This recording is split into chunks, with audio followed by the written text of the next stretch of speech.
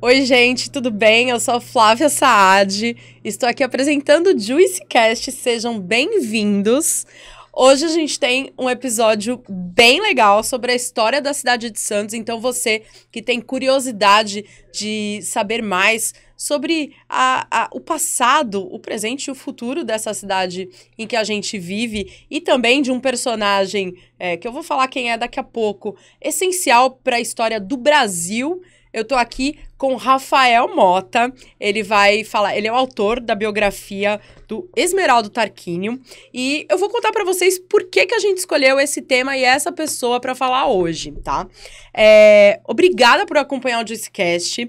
Eu tô começando esse episódio muito especial porque além do Rafael ser um autor, um jornalista conceituado, ele é meu amigo e eu quero convidar vocês também que sempre que você quiser fazer um podcast, quiser tocar um projeto, quiser levar os seus projetos para frente, o Juicy Hub e o JuicyCast estão abertos. A gente tá aqui com uma estrutura bem legal de tanto para você trabalhar aqui com a gente, quanto para elaborar os seus projetos. Conte com a gente para ser esse apoio. Vem conhecer a sala, as nossas salas, tanto o nosso estúdio quanto os nossos espaços compartilhados estão disponíveis para aluguel, para membership. A nossa parte, a gente fazendo a nossa parte e chamando você para participar dessa transformação com a gente, essa transformação da nossa cidade, da nossa comunidade, do nosso mundo. Rafael Mota, boa tarde, tudo bem? Flávia Saad, tudo bem? Boa tarde para você que acompanha o JuicyCast. Fico muito feliz com o convite. Bem legal mesmo a estrutura por aqui, eu não conhecia e recomendo, tá muito legal. Quero agradecer também ao Litoral Plaza, que é o nosso parceiro que nos ajuda a viabilizar projetos como o JuicyCast. É uma marca que apoia as iniciativas de pertencimento e de reconhecimento da nossa identidade local e tá com a gente toda semana no JuicyCast.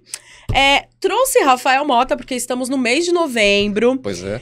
Pra falar, e a gente eu vou pedir pra ele contar qual que é a efeméride, quais são as datas em relação a Esmeraldo Tarquínio que a gente tá comemorando neste mês de novembro. A gente vai falar mais sobre ele sim, mas é importante dizer o seguinte. Bom, quem é Esmeraldo Tarquínio? Quem é? Foi o político de origem popular mais importante que Santos teve no século XX. Ele teve origem bastante humilde, conseguiu crescer pelo trabalho, pelo reconhecimento dele enquanto político honesto, competente, justo, democrata, enfrentou a ditadura civil-militar que a gente teve a partir de 64 e em 68 ele se tornou o único negro eleito prefeito da história de Santos, mas ele foi impedido pela ditadura de tomar posse, ele foi cassado antes mesmo de assumir o mandato.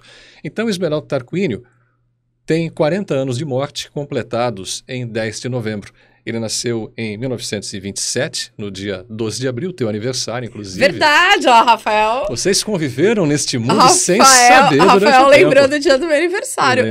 Gente, compartilhar um aniversário com o Esmeraldo Tarquínio é uma honra, né? É um feito. O Esmeraldo Tarquínio teria 95 anos se fosse vivo, mas ele morreu em 10 de novembro de 1982. Faz 40 anos. No dia que eu nasci. No ano que você nasceu. Não, ele morreu... ele morreu ele nasceu em 82, nasceu mas em ele 82. morreu em 10 de novembro. Em 10 de novembro, Em 10 de novembro. E a eleição foi em 15 de novembro de 82. E aí, dia 17, mais ou menos, a eleição acabou sendo oficialmente confirmada dele. Ele foi confirmado vencedor. A gente tem que lembrar que não era uma coisa fácil a apuração de votos. Cédula de papel, você tinha que pegar um voto, um por um, e contando. E era uma eleição indireta? Não, essa eleição era direta. Vou te explicar por quê. E era uma eleição complicada, porque quando a ditadura se instalou no Brasil, ela fez aquilo que pôde para se impor e se manter e fazer valer a vontade dela. Naquele tempo existiam só dois partidos políticos, a ARENA, Aliança Renovadora Nacional, que era o partido de sustentação do regime, e o MDB, que é Movimento Democrático Brasileiro, que é diferente do MDB que tem hoje. E por causa disso, o MDB ele acabou naquela época participando da eleição com Esmeraldo Tarquínio como um dos candidatos. A ditadura criou a figura das sublegendas. Significava o quê? Que, por exemplo, um partido lançava um candidato e podia lançar até mais. A Arena tinha sempre esse expediente. Geralmente ela fazia assim, ela lançava vários candidatos. Por quê? Porque o candidato eleito nem sempre era o candidato mais votado. Por exemplo, O candidato do MDB concorria, ele tinha 50 mil votos, era o mais votado. Mas se a Arena tivesse dois, um com 40 mil, um com 30 mil, os dois juntos tinham 70 mil votos. Quem é que elegia, quem era eleito, quem ganhava a eleição? O cara que tinha mais votos pelo outro partido, que teve mais votos. Não era o candidato, mas era o candidato do partido mais votado. Ou seja, um sistema eleitoral também que propiciava muitos erros, né? Exatamente. E o MDB, naquele ano em que o Tarquínio foi eleito, ele acabou lançando, com medo de o Tarquínio não ganhar, porque ele era tido como candidato favorito mesmo. Ele já era deputado estadual no segundo mandato, tinha tido uma votação 4,5 vezes maior do que da primeira vez, foi o quarto mais votado do estado de São Paulo, apesar de toda a limitação de campanha.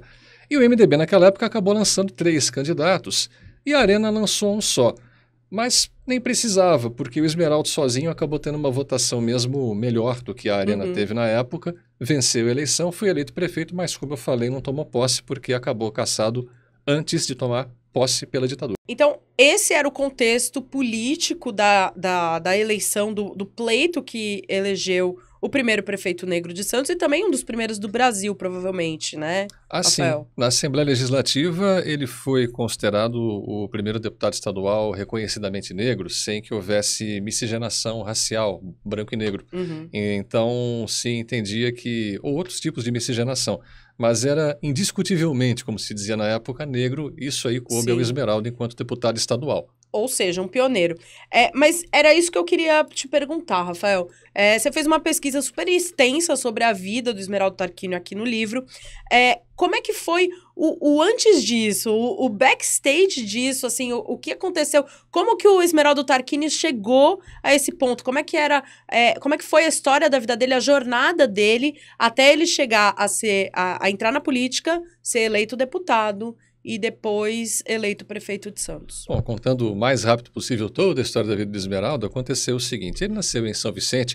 O pai dele se chamava Esmeraldo Tarquínio também, Esmeraldo Soares Tarquínio de Campos. O Tarquínio era Esmeraldo Soares Tarquínio de Campos, filho. O Tarquínio de Campos era casado com Iraci Moura Campos.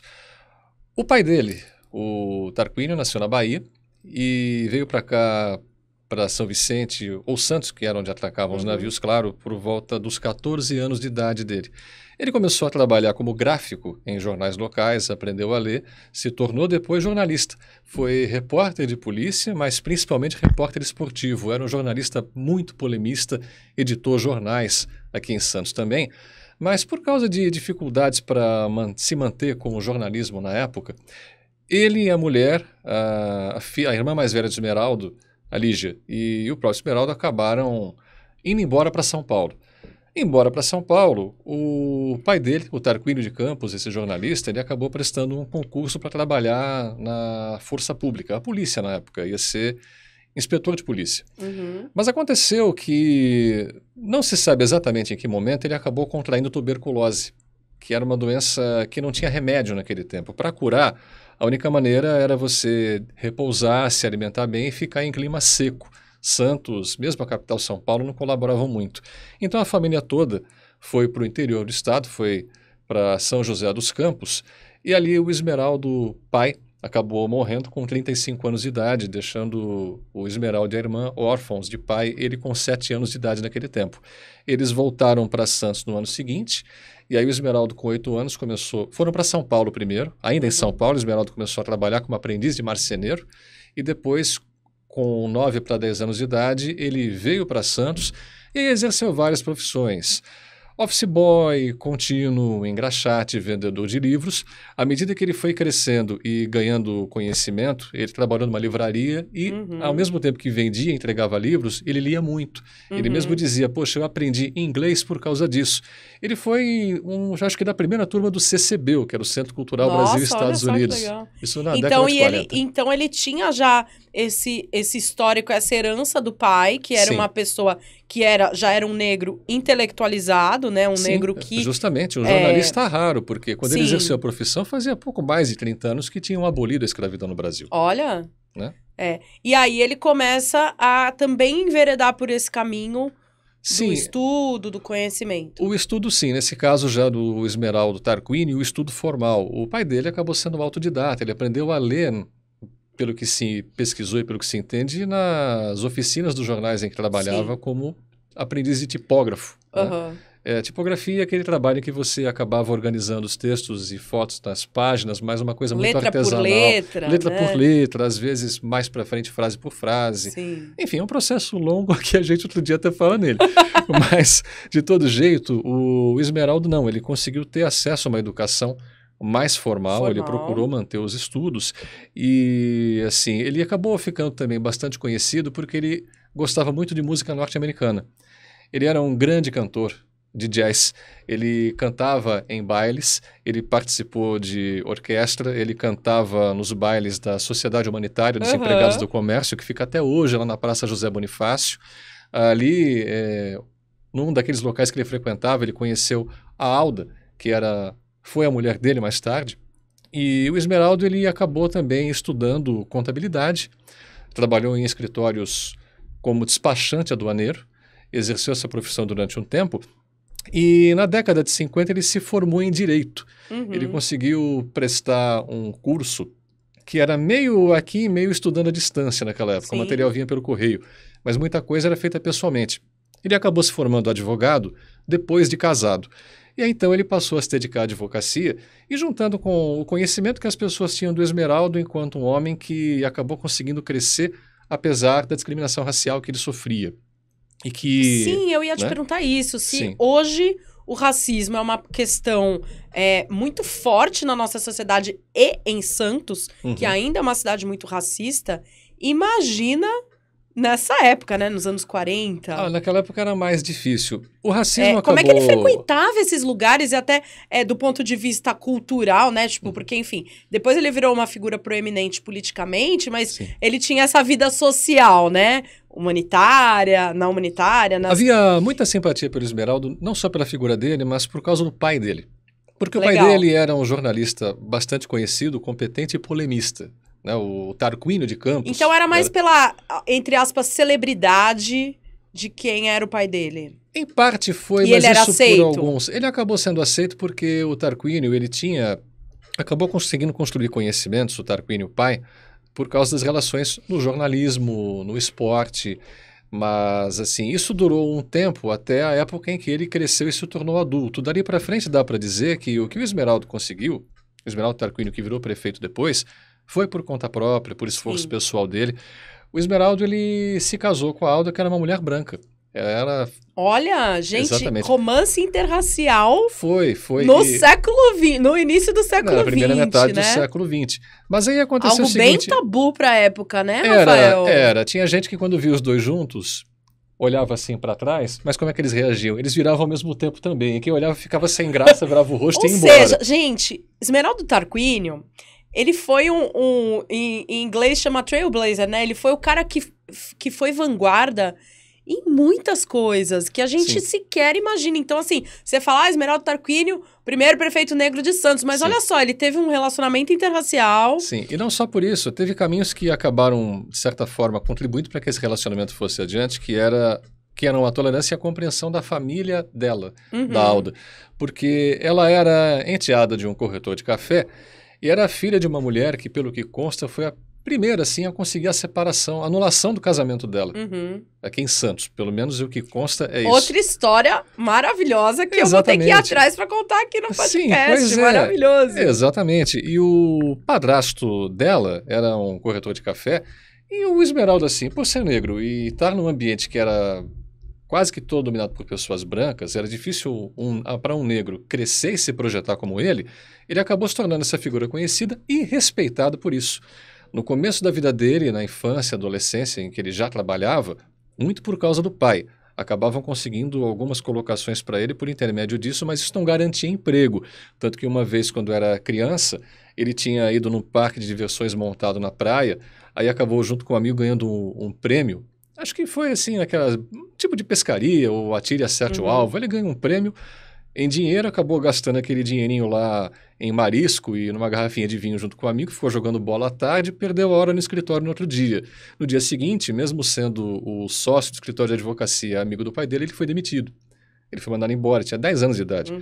E, então, nessa fase da vida, ele conseguiu ter esses contatos, ajudado em parte por causa da história do pai, Uhum. que deixou filhos órfãos, mulher viúva, e não tinha benefício social naquela época Mas que ajudasse óbvio as pessoas. que o racismo estrutural, né, existe Contribuiu desde bastante. sempre e contribuiu muito para essa, talvez para essa...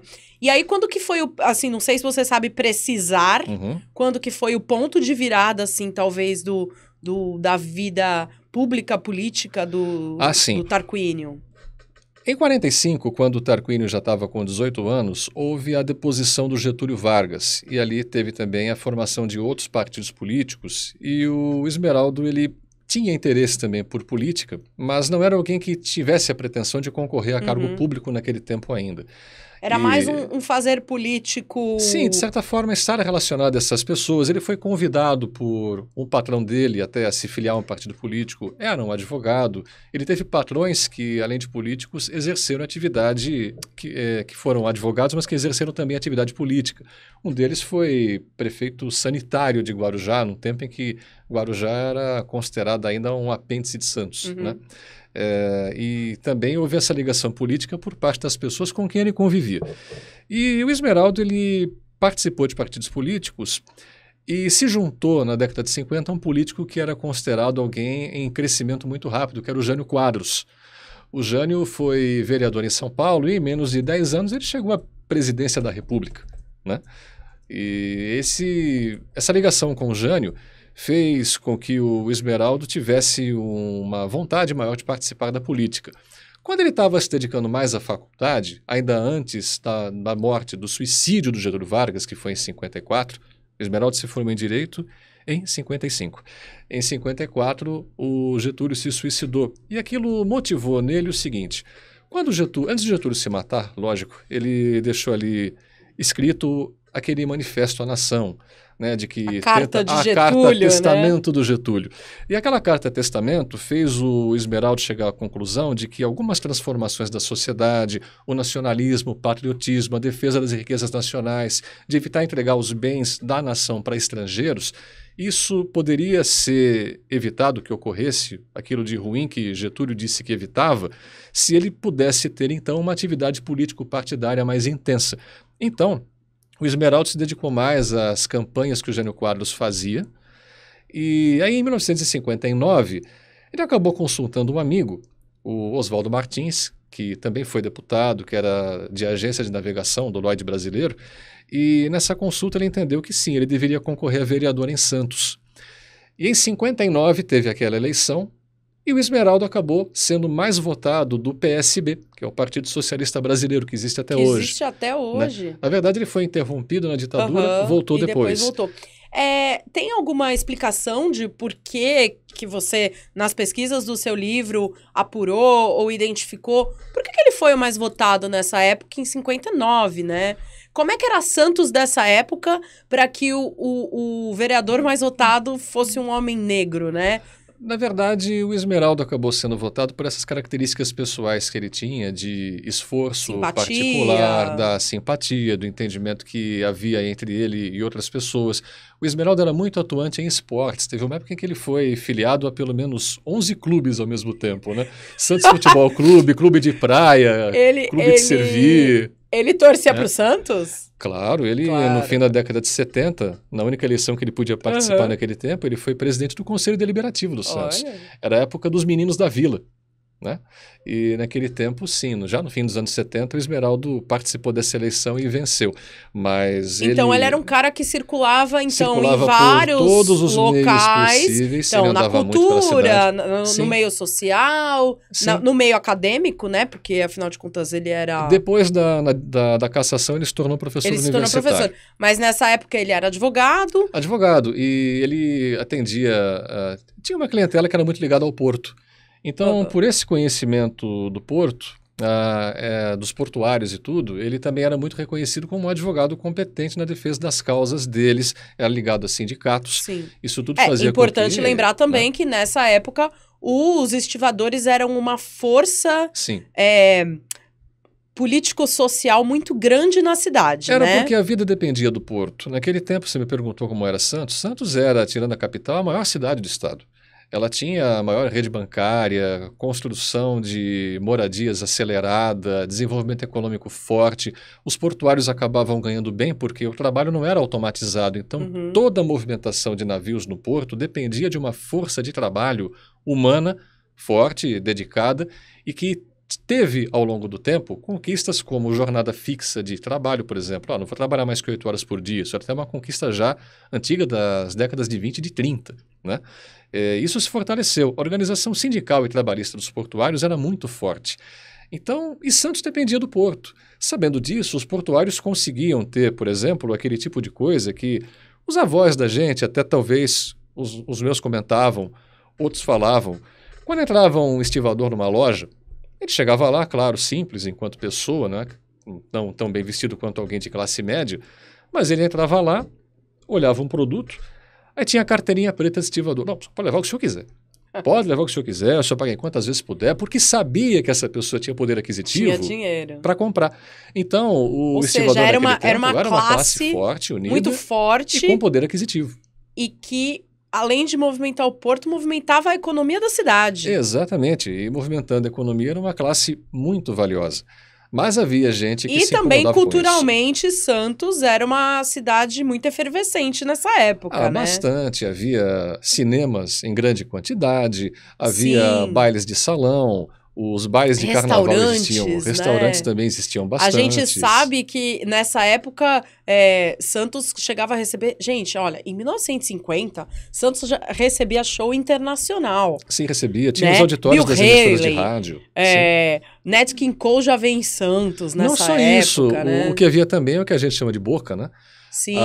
As casas noturnas ali da beira do cais eram muito frequentadas porque naquele tempo era diferente. Hoje você, para carregar e descarregar um navio, você faz isso em 1, 2 dias. Antigamente não, o marinheiro chegava, ele ficava aqui 2 semanas parado. Então ele precisava ter onde se divertir. Eram as casas noturnas, as casas de prostituição, as boates, lugares com música, com cinema. Sempre tinha gente do mundo inteiro circulando pela cidade. E Santos era por onde chegavam primeiro as novidades, que só depois em São Paulo você ia conhecer. Sim, a tatuagem no Brasil chegou primeiro em Santos, né? Chegou. Desembarque em Santos. Exatamente, o dinamarquês que era o Lucky, né? O Lucky era... Lucky Tattoo, ele abre esse estúdio, né? Ele começa a tatuar. Então Santos já era uma cidade de vanguarda nessa época, com um poder aquisitivo alto por causa do porto. E com pessoas, e aí acho que esse é o cenário, é a tempestade perfeita, né? O cenário perfeito para que uma pessoa como o Esmeraldo Tarquínio passe a ser preeminente. Então tinha também essa questão vanguardista, não diria ideológica, mas de pensamento, de uma cabeça mais aberta, né? Se a gente for pensar friamente, a gente hoje estranha às vezes porque aqui em Santos se adotam certos comportamentos políticos, eleitorais. Por que não se conseguiu chegar a uma coisa que havia nos anos 60, que era um negro chegar à prefeitura vindo de uma origem tão humilde. Sim. Na verdade, aí é um pensamento particular, mas que eu acho que não está tão errado assim. Santos era uma cidade de vanguarda porque ela tinha uma grande atividade econômica e, ao mesmo tempo, ela tolerava certos comportamentos e certas situações, a sociedade santista, porque era uma cidade que recebia gente de todo lugar. Então haviam muitas ideias circulando, muitos comportamentos, muitas formas de consumir cultura, bens, serviços. Então, por ser uma cidade cosmopolita, né, uma cidade muito misturada nesse sentido, que tinha de tudo, não cabia assim muito espaço para quem a gente chama de reacionário conquistasse esse poder. A questão do golpe de 64, que derrubou o presidente João Goulart, que cassou o prefeito de Santos, José Gomes, o Esmeraldo Tarquínio, quando foi vereador, era líder do governo José Gomes. Né? Era líder do governo na Câmara. Então essa situação chegou porque, por exemplo, os estivadores, força de trabalho que se organizava, que fez várias greves gerais no começo dos anos 60 para conquistar direitos ou evitar a demissão de trabalhadores ou a redução de salários, que era uma coisa que se tentava com o tempo. Porto não só na beira do cais, em Moinhos também, em outras empresas ligadas ao porto, havia manifestações e a cidade de Santos, como tinha sindicatos fortes, ela se unia inteira em solidariedade a esses movimentos grevistas, greve na Santa Casa, greve de enfermeiros. Tudo isso faz com que exista da parte de empregadores e grandes patrões o entendimento de que aquilo era um abuso. Então era preciso fazer alguma coisa para conter isso. Como é que pode? Daqui a pouco o empregado vai ganhar mais que eu. aquele sentimento que existe ainda em muita gente até hoje quando quer negar o direito a um trabalhador que trabalha demais, faz muita coisa, mas não recebe um salário tão bom. Então, e que é aquela coisa, né? Que está produzindo. Que está produzindo a riqueza de que aquele grande empregador usufrui. Tá certo, ele dá a oportunidade de a pessoa trabalhar, mas cá entre nós, emprego não é favor. Eu trabalho e você me paga. A relação é essa daí. Mas você tem que me pagar com justiça. E era por isso que se lutou durante décadas. E quando veio a ditadura, ela não apareceu só porque os militares saíram da caserna e deram um golpe. Houve estímulo civil de grandes empresários. Isso se descobre hoje ao longo do tempo. Houve uma intervenção de parte do governo dos Estados Unidos para que houvesse o golpe de 64, porque naquele mundo da época, o planeta se dividia entre capitalismo e comunismo. Comunismo, antiga União Soviética. No mundo da época, tá, gente? Sim, no mundo da época. Existia essa Guerra Fria. Esse é o fantasma, né? Sim. É o fantasma que nos assombra até hoje, né? Até hoje existem essas alegações. A Guerra Fria, por que era fria? Não existe mais isso, gente. Não, sim, mas era Guerra Fria porque ninguém atacava uns aos outros, era só ameaça. E é uma guerra só de mentalidade, né? É uma guerra ideológica, de costumes, de entendimento do mundo, enquanto de visão de mundo, a visão de mundo era diferente. Então, por causa disso, os Estados Unidos entendiam que no Brasil havia aquele risco, entre aspas, de que, puxa, os comunistas vão dominar o Brasil por causa da intervenção dos sindicatos de trabalhadores que estão conquistando direitos para a classe operária. Então, nisso se estabeleceu o golpe, por essa união de segmentos poderosos da sociedade, economicamente, e de militares que entendiam que não, temos que evitar que o comunismo chegue ao Brasil. Se deu o golpe de 64 e com ele as consequências que vieram. Juntou a fome com a vontade de comer ali. Exatamente. E é interessante isso porque aí Santos passa a ser, acho que talvez pelo olhar desses empresários, por tudo isso que o Rafael já comentou, né? Que o jornalista já comentou, um lugar em que tinha muito dinheiro, muita riqueza, por causa do porto, passa a ser... A menina dos olhos passa a ser visada. Ela era visada por essa questão ideológica, mas ao mesmo tempo porque quando você tem uma ditadura, não tem protesto, não existe greve. As pessoas não saem para a rua para se manifestar por medo, porque elas podem ser presas, torturadas, mortas, não se sabe as consequências. E naquele tempo inicial, a ditadura não era mortal como foi no fim dos anos 60 e meados dos 70, em que havia tortura nos porões do regime. Havia mais uma guerra ideológica no começo, que acabou sendo vencida por quem tinha armas na mão e poder econômico, e que deu o golpe de 64. Essas foram as consequências. E Santos acabou mantendo a atividade econômica, mas com prejuízo para o trabalhador, que acabava tendo o salário arrochado, ele não conseguia as conquistas trabalhistas de antes, ele passava a ganhar proporcionalmente menos, o poder aquisitivo da classe trabalhadora, de modo geral, foi decaindo. E Santos, nesse tempo, também passou a perder um pouco de importância econômica para regiões como Campinas. Né? São Paulo também teve um grande crescimento, já era capital, foi crescendo mais ainda. Então, Santos, economicamente, para o trabalhador, nos tornou muito interessante. E a questão das importações também. O governo militar segura, né?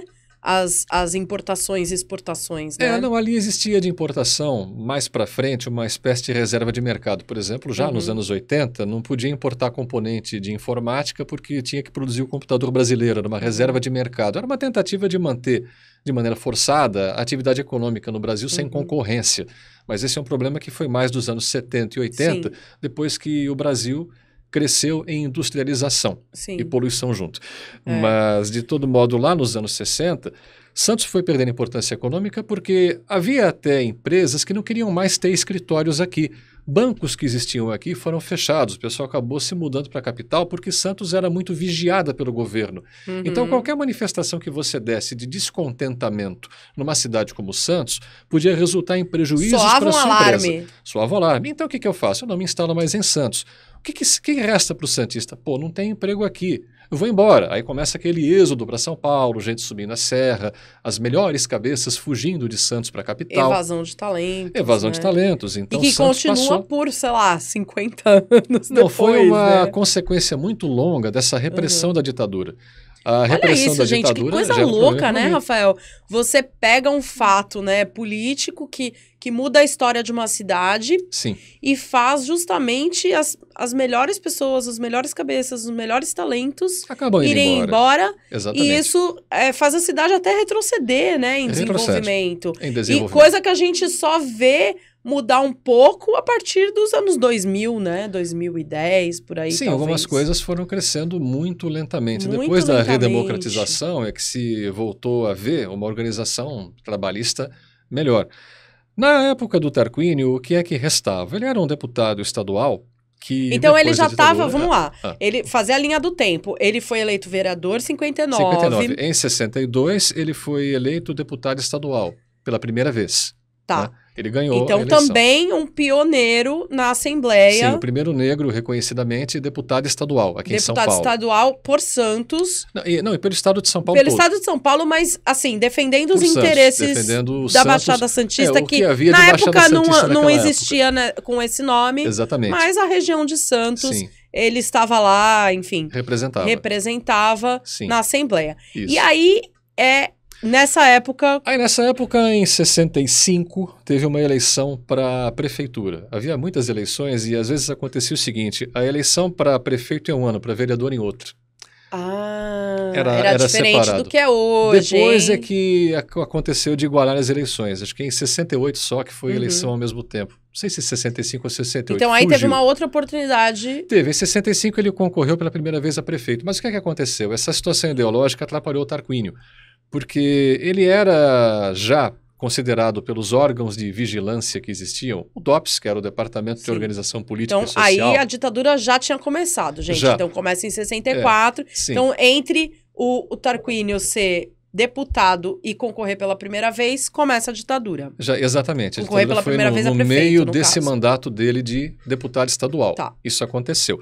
O DOP já existia fazia mais ou menos uns 40 anos, é que ele passou a ser usado para repressão aos inimigos do regime ditatorial que tinha se instalado no Brasil. Então, todo passo que era dado por alguém era vigiado. Às vezes havia gente infiltrada no cais, em faculdades, em escritórios. Era gente que não dizia, mas que tinha credencial de agente especial, agente reservado. Né? E que estava vigiando você sem você saber. O teu amigo era teu espião. Né? Espião. Nas faculdades havia medo de dizer certas coisas porque podia ter ali um espião que estava, está anotando a matéria. Não, ele está fazendo anotações para produzir um relatório que vai para o DOPS e fica na ficha da pessoa, que fica no arquivo. E aí a pessoa, quando o Esmeraldo concorreu em 65, um camarada foi lá e apresentou uma impugnação à candidatura dele.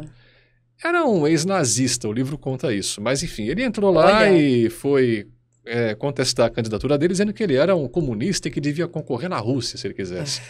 Gente, alguma semelhança com algumas coisas que a gente ouve hoje em dia? São os fantasmas do passado que acabam chegando em alguns discursos. E olha, é muito doido pensar que tem gente que acha que isso aí era uma coisa normal, né? Sim. Era uma coisa que era legítimo, né? Você ter uma pessoa do seu lado. Não, sim, mas você vê naquele tempo como o negócio era forte, curioso e sem fundamento. Né? O camarada apresentou algumas acusações falando que o Esmeraldo ele foi solidário às greves, ele fez isso, ele contesta. E entregou lá um dossiê para o juiz eleitoral da época. O Esmeraldo foi chamado a se defender. Falou, sem prova nenhuma, né? Ele entregou o documento sem prova. Ele entregou com aquelas alegações, né? Aí o Esmeraldo foi chamado a se defender e explicou, olha, a minha atividade política é essa, eu sou um conciliador, eu não fui autor de certos documentos que estão me acusando, mas eu tenho tal atividade e é tudo público, tá aí na imprensa, todo dia eu estou aparecendo, eu sou figura pública.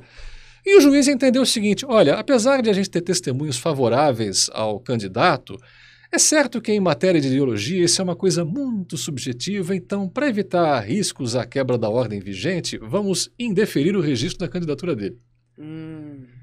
Mas aí depois, então, ele continuou fazendo campanha, como se não tivesse tido o registro cassado, recorreu, e no recurso, sem maiores explicações, ele ganhou. E aí permitiram a candidatura dele. Naquele tempo, o candidato a prefeito, que era adversário principal, era o Silvio Fernandes Lopes. O Silvio era considerado um homem da revolução na cidade, né? A Revolução de 64. Não porque ele fosse um reacionário, uma fonte do atraso, mas ele tinha um alinhamento político e ideológico mais ligado ao regime. Ele era o chamado engenheiro realizador, ou seja, ele fazia obras pela cidade, era um engenheiro competente, tinha sido prefeito já uma vez, de 57 até 61, e queria voltar à prefeitura. Estava alinhado com o que, alinhado. O governo federal queria. De certa forma, sim, mas mais o governo até do Estado, porque ele era entendido como o futuro governador de Santos. Ele era alguém que achavam que estava sendo preparado para ser eleito governador. de São Paulo, nas eleições que estavam previstas para 1966, que era o ano seguinte a esse da eleição de 65 da prefeitura. Que acabou não acontecendo a eleição. A eleição de 65 aconteceu, o Silvio Fernandes Lopes ganhou. Mas a diferença de votos não foi tão grande, né? Foi tipo 45-36. Quer dizer, o Esmeraldo, ele conseguiu uma projeção que talvez nem ele esperasse, porque era assim, o Silvio, ele tinha condições de fazer campanha na rua. Aliás, campanha na imprensa, fazendo anúncios de jornais, anunciando na mídia disponível na época. O Esmeraldo não tinha uma campanha com dinheiro. O que é que restava para ele? Fazer campanha boca a boca, conversar com pessoas em estabelecimento comercial, percorrer as ruas da cidade. Isso está aqui no livro do Rafael, tá tudo aí. Que é muito, muito legal. Vou ler duas frases aqui que estão na contracapa do livro, que é assim... Ele era uma essência popular. Se pegassem o povo e fizessem uma mistura, seria Esmeraldo Tarquínio. Isso quem falou foi Joaquim Del Bosco Amaral, que foi ex-deputado federal aqui em Santos. O Del Bosco foi, de certa forma, meio que parente do Esmeraldo, porque ele Padrinho. tinha... Não, parente mesmo. Mais ou menos, não era parente direto. É porque o Joaquim Del Bosco Amaral tinha um irmão mais velho que morreu há pouco tempo, o Benedito Del Bosco Moura, que tinha um parentesco com a mãe do Esmeraldo. Né? Por isso mesmo é que dizia que tinha um parentesco meio relativo entre os dois. E tem também uma frase aqui da Débora Tarquínio, né, que é a filha mais nova dele, que diz, não importava o que tivesse prometido, fosse lápis ou automóvel, ele dava a mesma importância. Exatamente. Ele era um cara que circulava, né, Rafael? Sim. Então ele fazia essa campanha que hoje a gente chama de corpo a corpo, né? Era mesmo, corpo a corpo. Ele ia pra rua. Assim, ele era um político de rua. Assim, de um trechinho da General Câmara até a Praça E as pessoas se identificavam com... então, tem isso aqui no livro, né? Que as 2 horas pra andar uma quadra, ele levava meia hora. Era difícil. Atendia todo mundo e isso era a verdadeira campanha porque dinheiro ele não tinha. Quem falou isso foi o Carlos Pinto, que era amigo pessoal dele, depois foi secretário de Cultura aqui em Santos, uma referência também para todo mundo que trabalha com cultura. Sim. Ele tinha essa amabilidade, né? As pessoas gostavam dele. Então, ele era um político capacitado, enfim, advogado, tudo, porém também muito carismático. Bastante carismático. O pessoal veio lá muito dos bailes, né? Ele fez toda essa trajetória, essa jornada. Desde a infância dele. Desde a infância dele. Então, uma pessoa carismática mesmo. E é muito legal, porque assim, na foto da capa do Rafael... Do livro do Rafael, que tá fazendo 10 anos, é isso? Sim, dia 27 de novembro faz 10 anos o lançamento 10 anos que ele lançou esse livro, ainda tá disponível na editora, que é a... Leopoldiano. Ela é ligada à Unisantos, a Universidade Católica de Santos. E realmente o semblante do Tarquínio é de uma pessoa assim que você olha que você fala, meu... Gosto dessa pessoa, né? Ele me causa simpatia, né? Sim. O Esmeraldo, ele tinha o seguinte de característica. Ele não teve entre os primeiros políticos caçados pelo perfil conciliador dele. Apesar de ele ser frontalmente contestador da ditadura, tem até um episódio que está aí no livro em que ele, de certa forma, enfrenta pessoalmente militares num almoço no Forte Itaipu, né? Em que até ele se levantou no meio do almoço e... deram a palavra a ele falou, olha, é triste ver que o exército brasileiro se agasalha atrás de saias, porque teve a marcha pela família, com Deus e pela liberdade, com muitas mulheres participando, as mulheres da sociedade, e que deixa acontecerem certas coisas no país. Desculpa a risada, Rafael, mas é que tem existe. Muita semelhança com uma fase recente que a gente viveu, né? Sim, mas isso de fato é um resquício. Corajoso demais ele, né? Ele era, mas aí teve um militar assim de liderança, acho que já um general, que acabou reagindo. Negro subversivo, vai pra Rússia limpar a latrina, que é o teu lugar. Ele só não reagiu porque contiveram o Esmeralda e porque os militares estavam todos armados, né? Assim, uma chacina lá dentro, o negócio não ia funcionar muito bem. Você veja que a condição política não era só o suficiente. Era preciso dizer que ele era negro. Uma vez no Cais do Porto, teve uma manifestação em que ele estava presente para tentar acalmar os ânimos. Um guarda, um militar, gritou para ele, negro safado. Ele falou, negro sim, safado nunca. Né? Mas ele também dizia o seguinte, negro, mas não somente negro. Porque, apesar de isso ser motivo de discriminação, de dificuldade, isso não podia fazer com que se tornasse um obstáculo total para que você, mesmo tendo barreiras a enfrentar, você fosse lá e enfrentasse. O grande Otelo, artista negro, famoso internacionalmente, ele disse numa entrevista na década de 70 o seguinte: para o negro ter destaque, ele tem que se esforçar 10 vezes mais que o branco. Uhum. Então essas coisas de fato desanimam. Não é todo mundo que tem aquela disposição de espírito para dizer, não, eu vou até o fim, custe o que custar, não interessa. A gente larga certas coisas no meio do caminho, mesmo sem ter essa dificuldade tanta de olharem para você e dizer, não, você não vai entrar aqui porque não pode. O Esmeraldo algumas vezes foi impedido de entrar em alguns lugares, clubes esportivos, porque era negro. Uma vez ele era já deputado e ele estava ali numa sala com outras pessoas esperando para ser atendido por alguém e o camarada olhava da porta assim, mas cadê o deputado? Era ele. E aí as pessoas estranhavam quando viam aquilo. Então, essas coisas elas permanecem, mas naquele tempo eram até mais fortes e elas marcaram o porquê de o Esmeraldo, mesmo tendo sido reeleito deputado estadual em 66, com a quarta maior votação do estado, e em 68 eleito prefeito, com a votação, lógico, maior que todos os outros candidatos e os das sublegendas também, ele ter sido impedido de tomar posse. Ele dizia, e teve, além de ser impedido de tomar posse, os direitos políticos cassados por 10 anos. Ele não podia concorrer a nada, ele não podia votar, ele não podia falar em política, ele não podia se manifestar sobre esse assunto. Ou seja, aí é o outro ponto de virada, o outro ponto crítico da biografia do Tarquínio, que é quando, em 68, ele é eleito prefeito. E em 69, a um mês da posse, ele é cassado. Como é que foi a história dessa eleição, Rafael? A eleição foi a seguinte, ele tinha a ideia de concorrer como prefeito. Mas o MDB, que era o partido dele, que fazia oposição ao regime, tinha medo, por causa daquilo que eu contei um tempo atrás aqui no podcast, que, puxa vida, se lançar um só candidato, vai que a Arena, que é do prefeito Silvio Fernandes Lopes, que é um cara forte, lança mais de um candidato. Eles ganham. Então o MDB achava que tinha que lançar mais 2 ou 3, ou mais 1 ou 2 candidatos. E fizeram isso realmente. O Esmeraldo acabou concorrendo, ele era o MDB 1, para votar tinha que marcar na cédula, MDB 1, um X lá no nome de Esmeraldo e nessa sigla.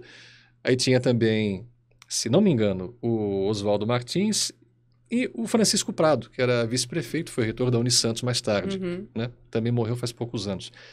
E o Esmeraldo acabou vencendo. Mas assim, havia de certa forma uma discriminação a ele, porque ainda naquele ano de 68, antes da eleição, havia o seguinte episódio. A Rainha Elizabeth, que morreu faz pouco tempo, viria para o Brasil em 68. E aí se cogitava o seguinte, opa, parece que ela vai vir de navio. Então, ou se ela vai vir de navio, vai chegar no Recife. Então, de navio, ela pode vir por Santos. Se ela chegar em Santos, quem é que vai receber a Rainha Elizabeth na prefeitura? Aí na Câmara de Vereadores tinha Olha só a preocupação, era né? uma preocupação. Havia uma discussão grande e tinha vereadores que falavam, poxa, mas, desculpe a expressão, mas era usada na época. Um crioulo vai receber a rainha? Como é que pode? Aí o Oswaldo Justo, que era vereador naquele tempo e que foi vice na chapa de Esmeraldo Tarquínio, disse o seguinte, olha, vai ser um negro sim, e esse negro fala inglês, francês e alemão. E ele é um dos poucos aqui na cidade que vai ter condição de conversar com a rainha, se for necessário. Sim. Quem é que fala inglês aqui? Era uma coisa difícil. Quase ninguém dominava a língua estrangeira naquele tempo, há 55, 60 anos. E o Esmeraldo acabou sendo eleito nesse contexto em que havia esse preconceito racial. Tanto que o Cidade de Santos, que era um jornal simpático ao Esmeraldo naquele tempo, ele colocou como manchete o seguinte, deu crioulo mesmo, Tarquínio eleito. Como uma resposta àqueles que diziam que ele não poderia chegar aonde chegou por causa da cor da pele. Quando o Esmeraldo foi cassado, aconteceu o seguinte. Em 13 de março de 69, faltando mais ou menos um mês para a posse, teve uma reunião do temido Conselho de Segurança Nacional. Eram o presidente da República, os ministros do governo militar e um militar ou outro que participava. Ali havia uma lista de pessoas que iam ter analisada a possibilidade de cassação de mandato e de direitos políticos, né? Já tinha acontecido isso com Mário Covas, já tinha acontecido isso com Gastone Righi e estaria para acontecer com Esmeraldo. Foi feito um dossiê de 3 páginas. Ou seja, você vê políticos de Santos visados, Santos e cidade visada. Santos foi uma das campeãs nacionais de cassação de mandatos. A última cassação, uma das últimas do estado, foi de 2 que eram daqui, dois santistas, o Nelson Fabiano, que era deputado estadual, e o Marcelo Gatto, que era deputado federal. O Nelson Fabiano foi cassado porque em 75 para 76 ele denunciou na Assembleia Legislativa que estava havendo tortura. Ele foi cassado por isso e teve os direitos políticos suspensos. Ele e o Marcelo Gatto, bem depois do Esmeraldo, para você ver como durou isso. Mas havia esse dossiê do Esmeraldo, mas lá nesse dossiê não se citava a cor da pele da pessoa. Falava que ele foi eleito pelo Partido Socialista, depois teve partido tal, ele fazia oposição, ele contestava. Lá no Forte Itaipu ele discutiu com os militares, ele falou com o almirante, capitão dos portos, que a honra não é o militar que carrega só porque usa farda, a honestidade é outra coisa. E é legal notar, Rafael, que assim, ele era um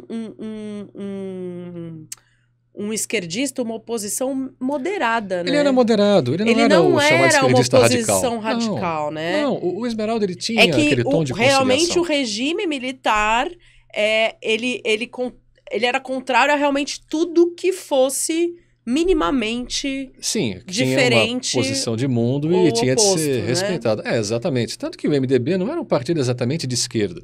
Ele tinha gente que era de centro-direita, mas que não concordava com o regime. Era uma união de forças políticas que não aceitavam uma imposição daquele tamanho.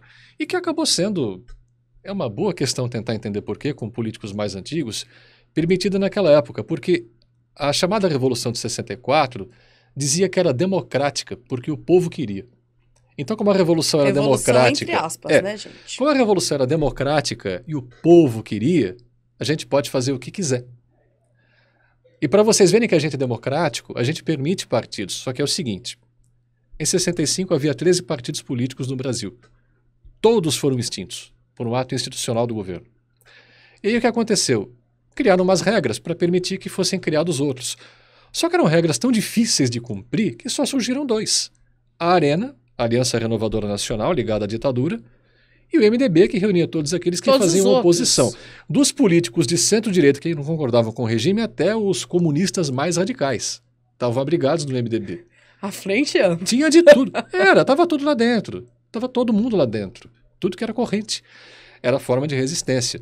Então, quer dizer, você não podia brigar muito abertamente, você não podia falar certas coisas, mas se abstendo de votações, mantendo uma boa votação na cidade. Por exemplo, na eleição de 66 para deputado, a Arena fez um nome para deputado federal, o MDB elegeu 4 deputados. Né? Então, quer dizer, a oposição ela tinha mais força na cidade ainda naquele tempo. Até porque talvez fosse mais numerosa.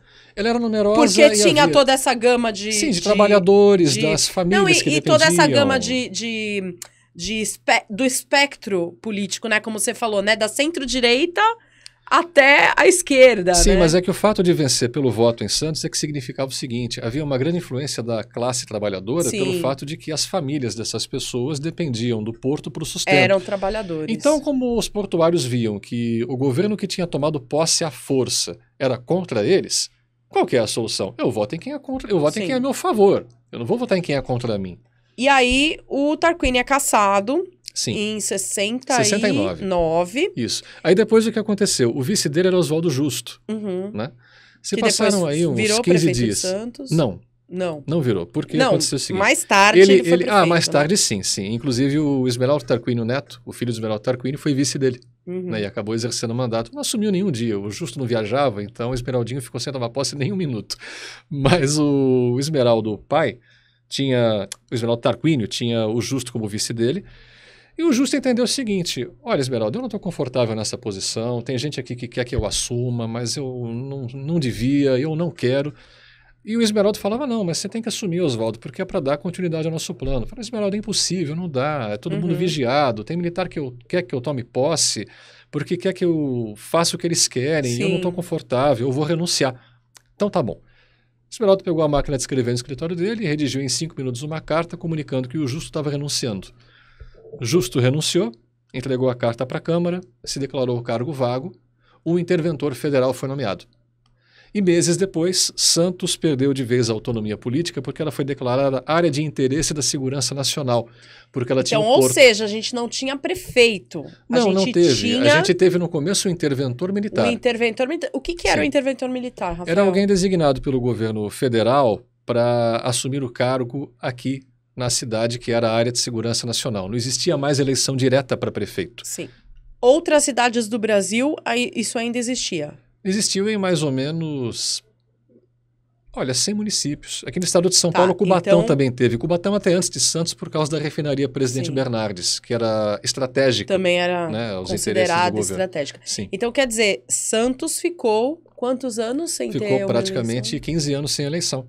Porque houve a cassação da autonomia. Então, além do autonomia. Brasil ficar... Sem eleição para presidente. O estado de São Paulo fica sem eleição para governador. Porque tinham feito com que governantes indicados pelo governo federal, não necessariamente militares, mas civis, assumissem o governo. O Paulo Maluf vem daí, por exemplo. Prefeito de São Paulo, depois o governador de São Paulo. E a cidade de Santos teve interventores, o primeiro deles militar, que foi o general Clóvis Bandeira Brasil, e depois civis que foram nomeados por indicação do governo do estado, que também era indicado pelo governo federal. E aí tivemos ali o Antônio Manuel de Carvalho, o Carlos Caldeira Filho, que durou pouco tempo, que era ligado ao jornal Cidade de Santos. E o Grupo Folhas, do jornal Folha de São Paulo. O Paulo Gomes Barbosa, que acabou sendo o último prefeito do regime militar, porque a partir daquele tempo houve uma luta um pouco maior pela tentativa de autonomia política. Como que isso apareceu? O Esmeraldo ficou 10 anos com os direitos cassados. Se quiser voltar para algum ponto, a gente volta, por favor. Então vamos lá, vamos explicar. Não só ele não pôde assumir, como ele teve seus direitos cassados por 10 anos. Isso quer dizer o quê? Que ele não poderia... participar de eleições, não poderia votar. Não podia falar em política. Ele não podia falar em público.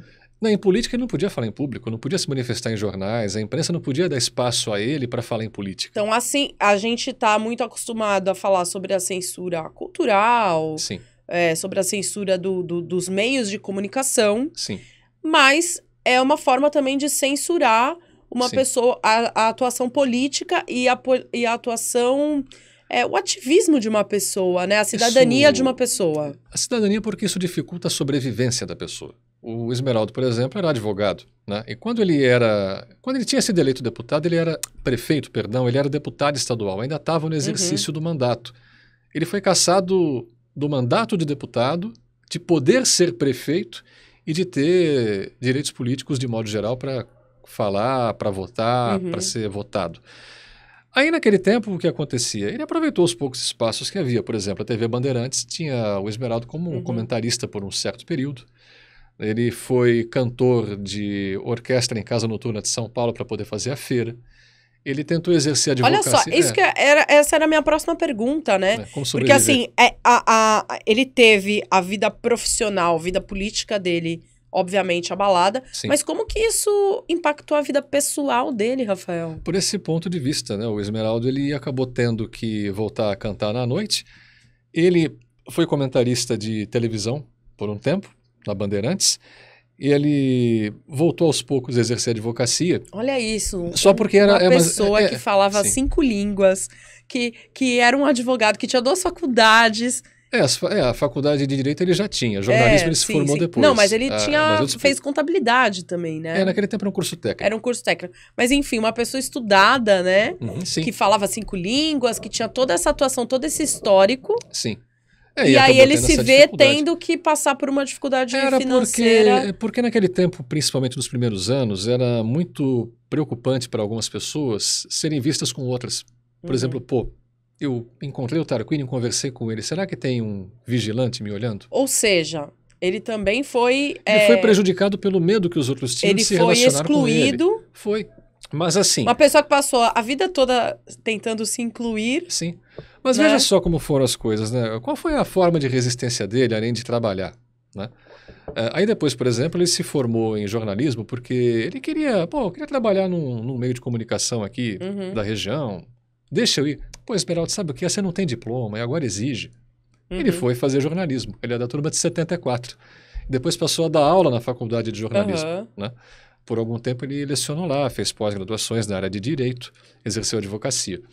Não o jornalismo, mas a advocacia. Jornalismo como comentarista de televisão. Mas aí acontecia que pessoas desviavam dele para não serem vistas com o Esmeraldo. E qual foi a forma de resistência que ele acabou encontrando? Naquela época, o Esmeraldo tinha boas relações com políticos nos Estados Unidos. E houve, isso depois do livro, alguns anos depois, por intermédio da Comissão da Verdade que foi montada aqui em Santos, que tinha na presidência, uma das lideranças, o Dr. Evaldo Stanislau, médico infectologista que foi vereador aqui na cidade por um mandato. Essa comissão, na verdade, acabou descobrindo documentos secretos do governo norte-americano que falavam na figura de Esmeraldo Tarquínio, dizendo que, olha, ele é um esquerdista, apesar de não ter nada de corrupção que pese contra ele, ele é muito querido. E está passando por dificuldades e estão forçando ele a dizer coisas que ele não quer a respeito do regime na tentativa de ele continuar sendo o prefeito eleito e assumir. Né? Ele está sendo coagido. E nisso aconteceu uma oferta que não é muito bem explícita nesses documentos, mas para que ele fosse morar nos Estados Unidos, para que ele se exilasse lá. Isso é interessante você falar, porque nas minhas pesquisas, antes de fazer o podcast, a gente eu achei uma nota publicada no New York Times, está no arquivo do New York Times, noticiando... Preciso ler. Eu vou te mandar essa nota.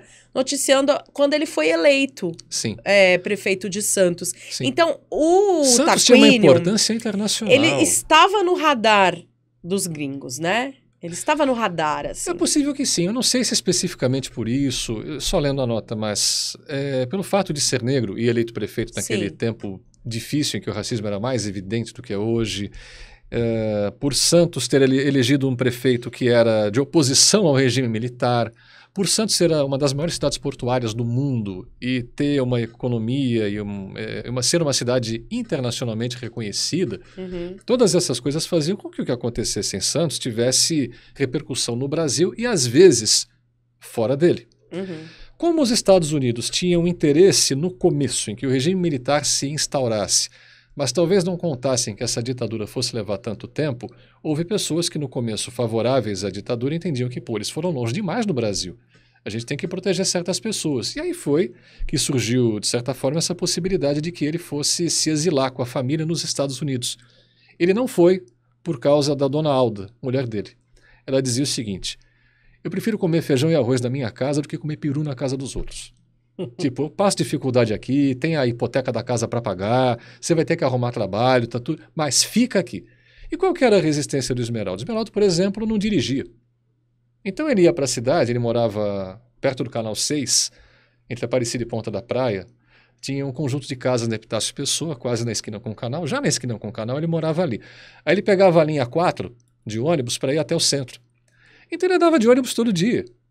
E andando de ônibus todo dia ele conversava com todo mundo. Saindo pela rua, ele conversava depois um pouco mais com as pessoas. Já não havia tanta resistência à figura dele.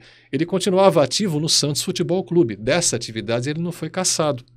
Por exemplo, ele era contra o Santos comprar o antigo Hotel Parque Balneário, porque o Santos queria aquilo para fazer um hotel. Ele falava, uai, nós não somos hoteleiros, a gente entende de futebol, tem o Pelé aqui, que negócio é esse?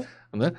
Então ele acabou ganhando força interna política, na política que ele podia fazer, dentro do Santos Futebol Clube. Então essa foi a resistência dele, foi ficar na cidade. Ficar na cidade. E ser visto e incomodar aqueles que não gostariam de ver. E acho que mais, né, Rafael, ocupar espaços, continuar ocupando esses espaços, né? Ele fez tudo o que pôde.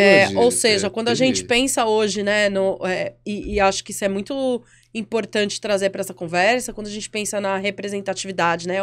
Hoje tem a representatividade do negro, do povo preto, seja na mídia, seja na política, seja em, enfim, todos os espectros, todos os lugares da nossa vida, começa no ocupar espaço. Exatamente, né? Nesse ponto sim. Sempre ocupar a cidade, ocupar o transporte, ocupar o estádio, ocupar o teatro, né? Estar presente. Estar presente, se fazer visto, né? Sim, mas veja só como são as coisas. No episódio da cassação dele, o relatório não fazia, como eu falei, menção à cor da pele de Esmeraldo. Era colocada a atividade política. E consta no registro daquela reunião em que ele foi cassado o seguinte, que um militar se levantou e disse: peço licença para dizer que esse homem está criando muitos problemas para nós na região de Santos. Tipo, fazendo uma oposição muito forte ao governo e, por extensão, aos militares. Então, quer dizer, ele ainda, além do relatório, ele foi honrado, homenageado por essa declaração daquele militar que disse, olha, tem que caçar mesmo porque ele é problemático, viu? Esse cara não pode.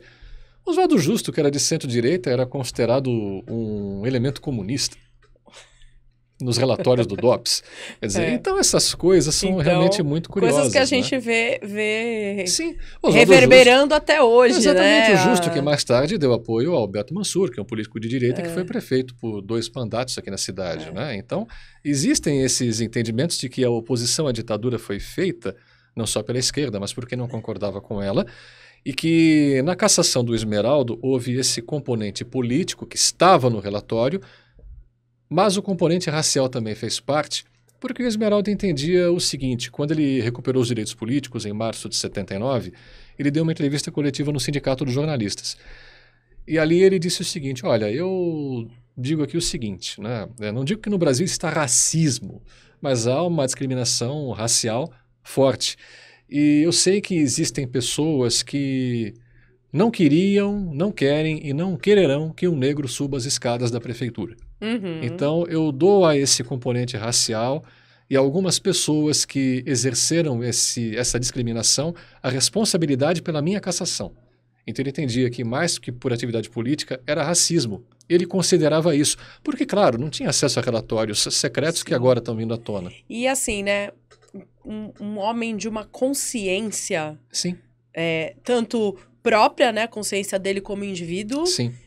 Do papel dele como político, do papel dele como negro, né? É uma Sim. consciência que permeia aí, enfim, né? Esse conhecimento fez com que ele protestasse, de certa forma, já com os direitos recuperados, ele foi convidado a discursar na Assembleia Legislativa.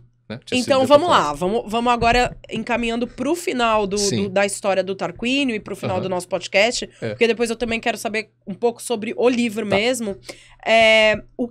Como é que foi que ele recuperou os direitos e aí o fim da vida do Tarquínio, porque ele morreu logo depois, né? Ele recupera os direitos em 79. Sim. E em 82 ele falece, né? Sim. Como é que foi esse finalzinho, esses últimos 3 anos da vida dele? Nesse meio tempo aconteceu o seguinte: em 79, poucos dias depois que ele teve os direitos recuperados, houve uma manifestação, então, um abaixo-assinado pela retomada da autonomia política de Santos. Então são 2 coisas paralelas que correm, né? Então tem Tarquínio... A volta do Esmeraldo foi o incentivo para que se voltasse a debater abertamente o pedido de autonomia política. Lembrando que Santos não prefeitos. Podia eleger prefeitos. Sim, e a ideia é que voltasse. Né? Então, opa, o Esmeraldo voltou. Então, vamos ter autonomia. E muita gente achava, estão querendo ter autonomia para votar e o Esmeraldo ganhar. De certa forma era. Mas o que acontecia? Não tinha eleições. Reparação histórica que chama. Exatamente, mas não tinha isso. Então já começou a haver alguns rumores de que poderia haver eleições em 1980. Por quê? Os vereadores que estavam exercendo mandato naquela época e os prefeitos das cidades que estavam exercendo mandato naquele tempo tinham sido eleitos em 1976. Né? Então eles teriam mandato até o final de 1980. Naquele ano deveria ter eleição. Também de 79 para 80, com a lei da anistia, foi possível a volta de exilados para o Brasil e a criação de partidos políticos, ou a retomada de partidos. Né? Teve o PTB, né, que era o PTB que era do Leonel Brizola, mas que tinha uma sobrinha do Getúlio Vargas que acabou levando, entre aspas, o partido. Aí o Brizola criou o PDT. Em 80 surgiu o PT.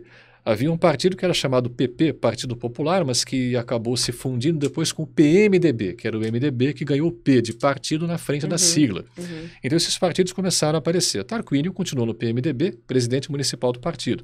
E havia a possibilidade de autonomia, que já discutiam, talvez para 80. Mas o que é que aconteceu?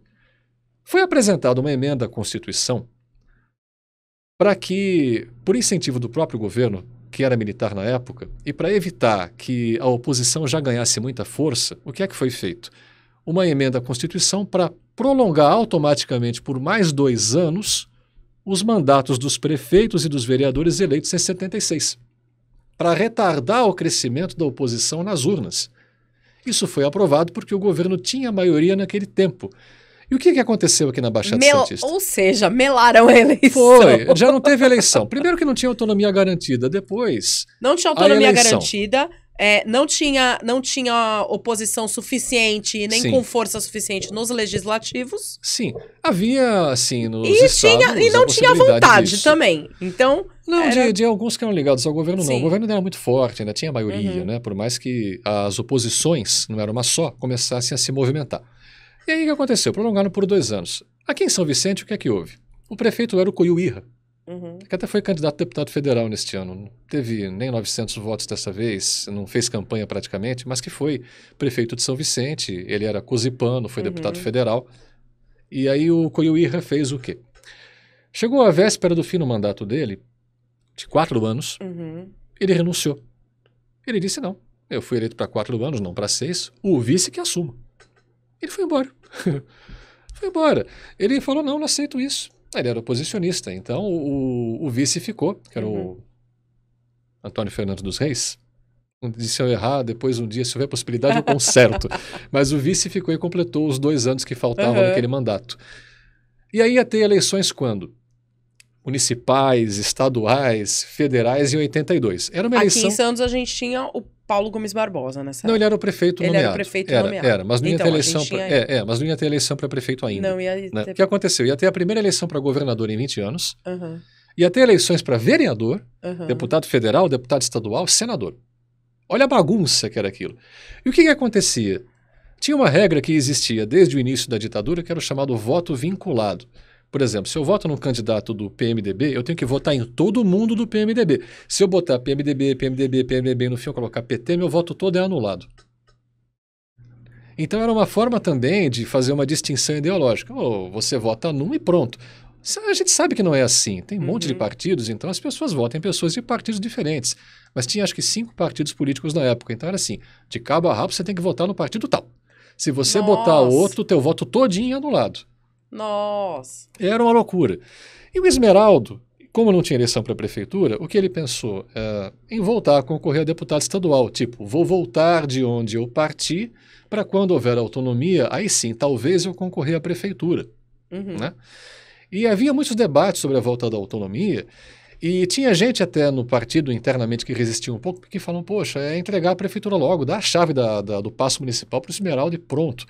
Aí ele dizia assim, não, se vocês acham que vai dar divisão, não tem problema, eu nem concorro se vocês não quiserem, eu abdico disso, não faz mal. Mas agora nem autonomia a gente tem, é uma coisa que a gente continua discutindo. E o Esmeraldo concorreu, foi candidato a deputado estadual pelo PMDB. Mas aconteceu que em meados de outubro ele teve um AVC. Ele estava voltando de São Paulo para Santos.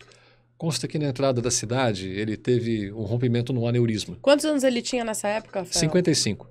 Era muito jovem. Era novo. Naquela época já era um homem de meia idade, mas que ainda era jovem o suficiente para ainda ter alguns anos pela frente de carreira política. Imagina, né, se a gente pudesse ainda ter tido... Sim, é difícil de saber o que poderia ter acontecido. O Esmeraldo ele vinha aos poucos melhorando, mas a situação se complicou, teve um edema cerebral, entrou em coma e acabou morrendo. E ele teve, como descreveram jornais na época, um velório do qual participou gente suficiente para eleger o deputado. Foi um cortejo fúnebre que se estendeu do Santos Futebol Clube até o cemitério do Paquetá, onde o corpo dele foi enterrado. Dizem que tinha de 25 mil a 30 mil pessoas no cortejo. Né? E ali houve até uma oferta que a prefeitura fez.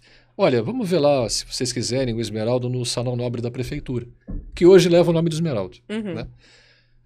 A irmã dele mais velha protestou. Não. O que ele vai fazer na prefeitura? Ele não foi prefeito. Quando tinham que gritar por ele, não gritaram. Agora que ele tá morto, vocês... Não, vai ser velado longe daqui. Vai ficar aqui no Santos mesmo. Eu ia falar isso. Foi velado no Santos Futebol Clube. No Santos Futebol Clube. No Santos Futebol Clube. E dali ele foi pro cemitério do Paquetá. É muito emocionante essa história. Não, a gente conta e acha uma coisa... Pô, isso não é verdade. É uma coisa de doido. Como é que pode um negócio desse? Como é que pode a irracionalidade? Como é que pode o radicalismo? Como é que pode... um fantasma que botam na cabeça das pessoas, levar à tomada de decisões que vêm de cima para baixo e que prejudicam uma cidade, no caso de Santos, falando por Santos, uma cidade inteira, numa situação que até hoje de verdade não se recuperou. Santos não voltou a ser o que era. O porto exporta e importa muito, mas ele não tem tanta mão de obra quanto tinha no passado. E Santos ainda não é aquele grande polo tecnológico que poderia ser, está engatinhando bastante. Até porque teve a lei da privatização, né? Enfim, teve a privatização justamente. do porto, teve toda uma mudança... As relações trabalhistas mudaram. Das relações trabalhistas e até... o mundo é outro. O mundo é outro, né? O neoliberalismo vem para... É que Santos foi mais atingida pelo fato de que caçaram muitos políticos, mudaram as relações de trabalho, arrocharam salários. Então, tudo isso fez com que Santos acabasse perdendo importância dentro do estado de São Paulo. e não recuperasse coisa daquela que maneira. a gente não recuperou até muitos anos depois, né? Sim. Até hoje ainda está procurando melhorar e tem, Sim. infelizmente, melhorado, mas ainda é distante E talvez daquele tempo. procura ainda a sua identidade, algo que a gente no Juice tenta fazer muito, que é procurar realmente quem é, o que é Santos, quem Sim, é o que é ser santista, esse ser santista, né? E aí eu queria saber, Rafael, para terminar, assim, como é que surgiu esse interesse em escrever? É óbvio que, assim, o interesse vem porque é um personagem incrível, né? Que daria um filme, daria várias obras, né? Sim. Tipo, um livro não é suficiente para contar todas as histórias do Esmeraldo Tarquínio. E é importante falar que também ele deixou um legado por conta dos filhos dele, né? Sim, o Esmeraldo, advogado, a filha dele, a Débora, cantora, seguiu os passos do pai, perdeu o pai com 13 anos. Sim. Né? Até hoje tem muita saudade dele. Cantora, né? Cantora. Talentosíssima. Exatamente. E como é que foi o processo de confecção desse livro, assim? Como é que você começou a puxar o novelo, puxar o fio, né? Porque, pra quem não sabe, o trabalho do jornalista é bem esse, né? Você puxa um fio e vai tirando, não é Twitter, mas né? segue o fio, né? Segue o fio. Você puxa o fio e vai tirando e vai desfazendo aquele novelo, né? Como é que o Tarquínio pintou na sua vida? Que você já estava no jornalismo, no jornalismo político, principalmente, que é a sua especialidade, né? A gente já trabalhava juntos na Tribuna naquela época, inclusive. Em 2009, aconteceu o seguinte, a Cristiane Lourenço, que era a chefe de pauta e reportagem naquele tempo, ela disse, olha, vai fazer 30 anos que caçaram os direitos políticos, aliás, 40 anos que caçaram os direitos políticos desse personagem aqui, que é o Esmeraldo Tarquínio. E eu conheci o Esmeraldo muito mais de ouvir falar do que efetivamente de saber quem ele era. Acho que o pessoal da nossa geração conhece muito de ouvir falar. Ficou aquele porque intervalo. Ficou marcou uma geração dos nossos pais, dos nossos avós, né? Claro, justamente. E aí o que aconteceu? Ela pediu uma reportagem sobre isso e eu falei, bom, a gente vai procurar personagens que contem a história dele. E foi uma reportagem que deu uma página dupla na Tribuna no fim de semana, até intitulada O Tempo que Ainda Não Recuperamos. Porque ela foi... Nossa, fiquei até arrepiada agora, Rafael. Não, porque ela é resultado Porque eu lembro disso, então, eu lembro dessa reportagem. Exatamente. E realmente é muito emocionante pensar que esse tempo não foi recuperado, Sim, né? E naquela reportagem se contava o que eram as preocupações da cidade, os vereadores estavam ali meio preocupados porque a vereança ia deixar de ser remunerada em municípios que tivessem menos que 300 mil habitantes, que era o caso de Santos ainda naquele tempo, né? A pessoa ia ter que procurar emprego, além de ser vereador, aquela coisa toda. Então, era uma política que fervilhava muito, mas, enfim, com base nos depoimentos todos que eu ouvi, deputado federal, ex-deputado federal Gastone Rigg, o senhor Clóvis Galvão, que era o editor de opinião da Tribuna, escrevia os editoriais do jornal naquele período, Paulo Matos, jornalista que já morreu, e que ele fez uma publicação, que eu não sei se chegou a virar livro, mas que estava pronta e nunca editaram, nunca tiveram condições, era As Autonomias Nacionais da Santos Libertário.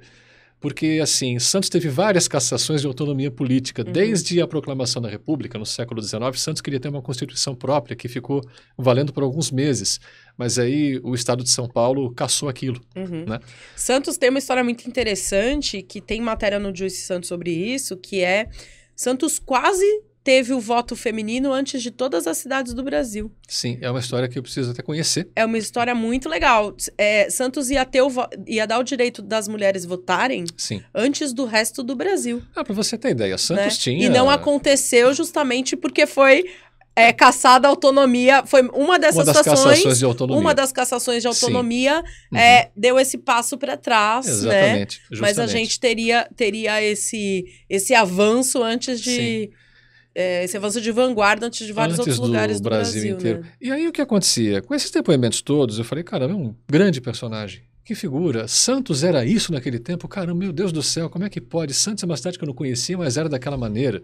Pô, o Esmeraldo era essa figura. Tipo, meia hora, uma hora para ir de uma quadra até outra. Né? As pessoas gostavam dele, conversavam com ele, reconheciam a legitimidade do Esmeraldo enquanto figura. Enquanto gente, né? Não havia aquilo. Havia em grupos muito mais privilegiados ele é negro, sabe? De modo geral, a população o via bem. o respeitava E existia bem. bastante material? Ou você foi pesquisando com pessoas mesmo? Naquela semana foi um pouco mais com conversas, um pouco do arquivo da Tribuna naquele Sim. período, mas assim, Essa foi a primeira reportagem, né? Essa foi aquela reportagem que deu start que... no livro. Assim. E não foi de imediato, não, porque a reportagem de 2009 eu tive menos de uma semana para fazer, né? E foi uma coisa muito breve, mas que me enriqueceu bastante em termos de conhecimento. Até que em casa, uma vez, já em 2011, eu estava vendo, caramba, tem alguma coisa que é preciso fazer aqui na cidade, porque existe essa figura e não tem um livro específico sobre ela. Né? E o Tarquínio, depois disso, acabou, né, enfim, nesse meio tempo, antes do seu livro, acabou virando aquela, tipo, nome de escola, né? Só aquela figura que a gente reconhecia em alguns pontos da cidade, né? Não, houve sim um reconhecimento bastante esparso, como nome de colégio, como o nome daquela avenida que tem na frente da Capitania dos Portos, nem tem placa, é paralela perimetral, tem ali a Avenida Esmeraldo Soares Tarquínio de Campos Filho. Era a Avenida 786, eu acho, tinha um número, aí deram o nome dele, acho que foi até o Paulo Gomes Barbosa, o prefeito na época. Ou seja, mas muito pouco bastante, para o que ele representou e para o que ele foi, né? Então aí o Rafael veio, a partir dessa reportagem, fez... o livro que está completando 10 anos. Então, ou seja, a gente está comemorando 10 anos do livro, 40 anos da morte, a efeméride da morte dele. Da morte dele. E também, dia 17 de novembro, o dia tem em lá que o foi... dia em que se oficializou, digamos, o resultado. Me parece que é 17 das eleições, mesmo. isso saiu até no New York Times. Pois é, exatamente, para ver o que era Santos, que importância ela tinha e quem era o Esmeraldo Tarquínio. E aí você demorou quanto tempo para escrever esse livro, Rafael? Olha, aí ele foi buscar, pesquisar, né? É importante dizer que ele foi buscar. Além de entrevistas, né? Aqui tem entrevista com a Alda Camargo de Campos. Essa foi uma entrevista gravada que o Carlos Conde fez com ela, né? Porque ela já era falecida há alguns anos. Exatamente. O Carlos Conde foi útil nessas gravações com a Alda, por exemplo. O Esmeraldinho, filho do Esmeraldo, forneceu depoimentos do pessoal da Rádio Bandeirantes que trabalhou com o Esmeraldo. Tem o Carlos Pinto, Gastone Rigg, então com quem eu conversei o Zé Carlos Silvares, aí um jornalista que é referência para todo mundo justamente. aqui em Santos. E tem as pesquisas muita pesquisa. O Arquivo Público do Estado foi bem importante. O site da Assembleia Legislativa, o arquivo do Diário Oficial do Estado. Gente, olha só, pesquisa tem de fotos, tem registros aqui do o acervo da Tribuna foi muito importante em termos fotográficos também. Olha ele jogando futebol. Não que ele tivesse um físico muito privilegiado, ele fumava também, né? Comia bem. Né? Então aí, teve um AVC, com 55 anos, né? Então, gente, é um material riquíssimo para quem gosta da história da cidade, para quem gosta de Mar Revolta, adoro o nome desse capítulo. Para quem gosta de personagens instigantes. Sim.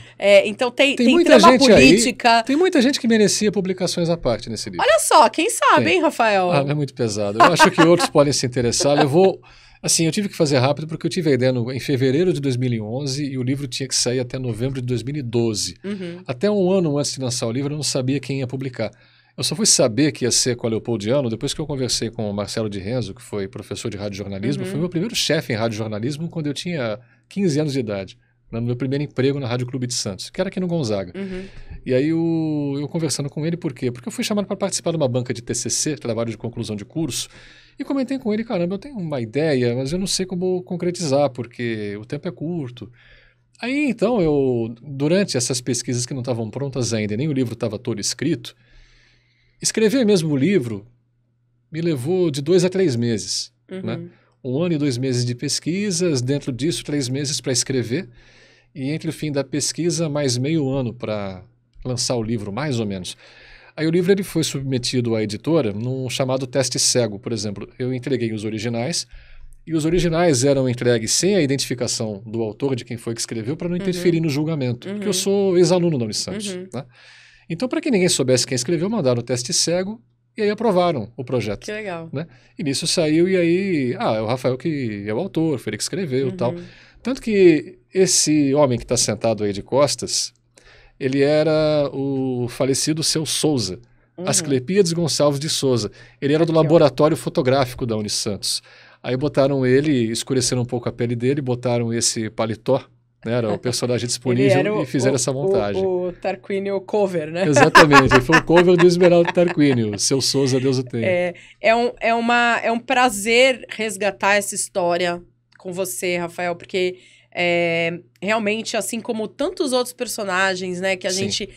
É como eu falei no começo, né? A gente precisa olhar para o passado, referenciar o passado e referenciar no nosso futuro, né? Porque essas histórias ajudam a gente a entender como chegou até aqui e a fazer com que o que dê certo seja repetido e que aquilo que deu errado seja esquecido. Parece muito óbvio isso, mas quando a gente vê o clima político atual, por exemplo, se percebe que, por interesses particulares, muita gente resgata certos fantasmas que não fazem mais sentido, mas que acabam assustando muita gente, que infelizmente não tem informação, que não tem conhecimento histórico, ou até quem tem, às vezes se deixa levar por alguns discursos porque acredita que para elas próprias isso vai ser melhor, não significa um pensamento pela coletividade.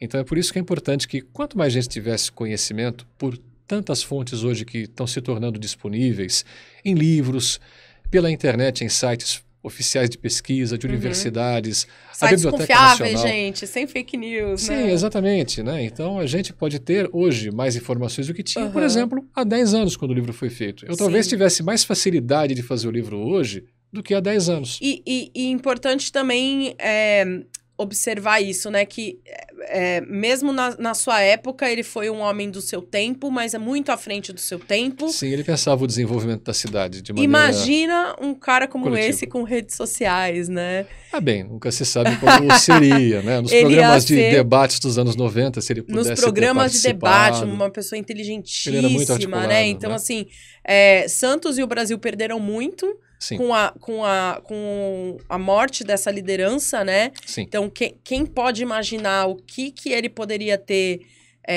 trazido para nós, que Sim. tipo de desenvolvimento, que tipo de inovações ele poderia ter trazido para nós, né? Exatamente. E que tipo de autoestima ele poderia ter trazido para Santos, né, também. Ah, para muita gente. Santos Pra muita gente. tinha coisas que podiam ser grandiosas se tivessem sido executadas. Por exemplo, tinha armazéns do Porto que o Esmeraldo tinha a seguinte ideia. Ele visitou os Estados Unidos algumas vezes.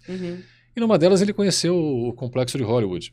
E ali ele entendia, pô, os armazéns do Porto que estão abandonados podiam ser estúdio de cinema. Olha isso! Né? A gente tem armazéns Olha abandonados, isso! tem o cenário da região Sensacional. central, né? Que hoje é explorado. Quem sabe a gente já não tivesse uma outra cara no Porto, né? Sei lá, enfim, a gente não vai ficar conjecturando aqui. Não, porque eu sempre digo até o seguinte, Flávio, o que acontece? O Esmeraldo ele foi impedido de tomar posse, então a gente fica aqui hoje debatendo, puxa, como é que teria sido? Se o Esmeraldo tivesse feito um governo ruim, numa democracia, era só não elegê-lo nunca mais para nada, e a gente não estaria nem falando nele. Se tivesse feito um governo bom, talvez ele tivesse crescido politicamente para outros cargos possíveis. Por exemplo, quando ele estava para ser eleito deputado, ele era cogitado para ser o secretário de Estado, pela capacidade intelectual dele, pela formação pessoal e universitária que ele tinha. Né? Ele era um camarada reconhecido no Estado todo. Tanto foi que ele morreu a 5 dias da eleição de 82. E tinha muita gente que dizia, olha, eu vou votar nele como forma de protesto. Ia ser ruim porque ia anular o voto. Tanto que naquele tempo o presidente do PMDB em São Paulo, no estado, era o Fernando Henrique Cardoso. Fernando Henrique publicou nos jornais um comunicado. Apesar do respeito à figura Esmeraldo Tarquínio, caso votem nele, o voto será anulado. Então, vamos homenageá-lo de outra forma. E ainda assim dizem as lendas que surgem que teria tido uns 30 mil votos nulos por causa dele. Nossa, olha só. Para você ver como era reconhecido e que graças às coisas que ele viveu e pela morte precoce que teve, isso deu impulso para a retomada da autonomia política da cidade, que veio em 83. No ano seguinte à morte dele, houve pressões populares, acabou saindo por um decreto-lei do presidente em exercício, que era Aureliano Chaves, porque o Figueiredo, que era o presidente, estava nos Estados Unidos viajando, estava doente, passou por uma cirurgia no coração. E esse decreto-lei até foi feito porque entendiam que a aprovação do projeto da autonomia, que era do deputado Gastone Rigg e que ia passar pelo Senado, era uma coisa quase inevitável. Então, para não dar o braço a torcer, o governo editou o decreto-lei da autonomia. As eleições foram acontecer em 84, o Oswaldo Justo, vice do Esmeraldo Tarquínio, venceu, tendo o Esmeraldo Tarquínio Neto, filho do Esmeraldo, como vice-prefeito. Olha só, e aí o ciclo se completou, né? Inclusive foi também o ano em que o Brasil teve sua primeira eleição para presidente. 85 depois. 85. Aliás, 84, o Santos foi centro nacional de atenção. Foi a única cidade do país que teve eleição naquele ano. Olha só. Né? Histórias incríveis no JuicyCast, trazendo para a luz essas histórias, essa é a nossa missão. Além desse conteúdo incrível que o Rafael trouxe, Rafael Mota, autor do livro Tarquínio Começar de Novo. Estamos no mês da consciência negra, então esse é um personagem fundamental para você conhecer. Além do conteúdo que o JuicyCast traz, Juicy Santos e todas as nossas plataformas de conteúdo, a gente tem esse espaço legal aqui, que é o estúdio do JuicyCast aberto para você trazer os seus projetos, traz as suas ideias para cá, ele está disponível para você alugar para sua gravação. Queria agradecer também ao Litoral Plaza, que apoia a gente no projeto do JuicyCast e que viabiliza a produção de ideias, projetos e histórias sobre Santos. Obrigada, Rafael, por ter participado, trazido informações muito legais e várias pautas já vão sair daqui, porque minha cabeça está fervilhando de ideias a respeito da história de Santos e de contar essas jornadas, né, das pessoas que sedimentaram a cidade como a gente a conhece hoje. Flávia, obrigado pelo convite. Falei demais, eu sei, o tempo passou, tá corrido, tenho que ir embora. Mas olha, muito obrigado pelo convite, pela lembrança. Vale muito a pena conhecer a história de Esmeraldo Tarquínio. É um livro que está disponível na editora Leopoldiano, que é na Unisantos. E por isso, quem puder ter informação a respeito dele, vai saber não só de Esmeralda, mas também de um período mais ou menos de 70 anos da nossa história, entre as décadas de 20 e de 90, antes e após o Tarquínio, para que a gente entenda mais ou menos, de maneira bem humilde e simplificada, como chegou até a Santos de hoje. E que o livro sirva de exemplo, como tem sido, para mais pesquisas universitárias, mais trabalhos que vêm sendo feitos que usam o livro como fonte de consulta. E para você que tem curiosidade em conhecer a história de Santos, eu acho que vale a pena. Para mim valeu, eu aprendi muito. Sensacional. Obrigada, gente. Até a próxima semana.